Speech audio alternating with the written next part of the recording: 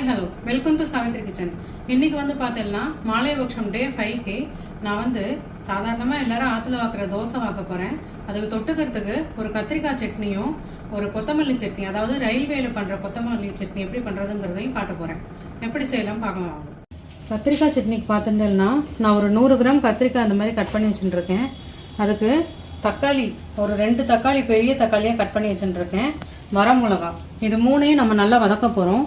கொத்தமல்லி சட்னிக்கு பார்த்தேன்னாக்க கொத்தமல்லி நல்லா ஒரு பவுல் கொத்தமல்லிக்கு 1 பவுல் தேங்காய் எடுத்து வச்சுட்டுருக்கேன்.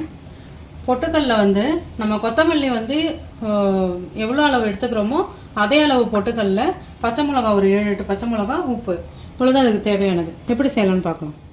நம்ம கடாய் ஹீட் பண்ணிட்டு கடலெண்ணெய் போட்டுக்கிறேன். நான் ஒரு 4 டேபிள் ஸ்பூன் கடலெண்ணெய் சேர்த்துக்கலாம். 4 டேபிள் ஸ்பூன் கடலெண்ணெய் சேர்த்துட்டு நம்ம நறுக்கி வச்ச கத்திரிக்காவை முதல்ல சேர்த்துட்டு கூட வரமிளகாயும் இந்த சைடுலேயே சேர்த்துடலாம்.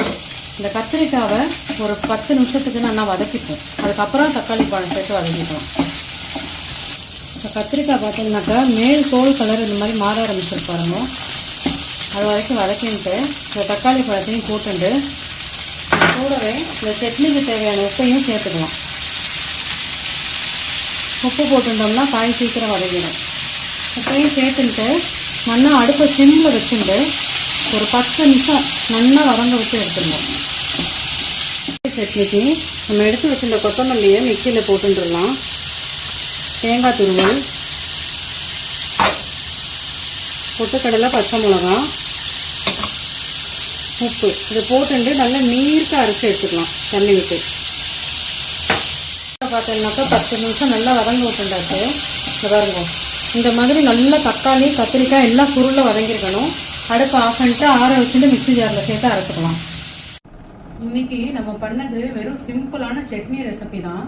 ஆனால் இந்த மாதிரி கத்திரிக்காய் சட்னி, கொத்தமல்லி சட்னி எல்லாம் நல்லா நீர்த்து இந்த மாதிரி பண்ணி கொடுத்தோம்னா நல்லா 2 தோசை சாப்பிட்றவாலே 5 தோசை சாப்பிட்லாம். இந்த மாதிரி எல்லாரும் செஞ்சு பார்த்துட்டு எப்படி வருதுங்கிறத எனக்கு கமெண்ட்டில் சொல்லுங்கள். தேங்க்யூ.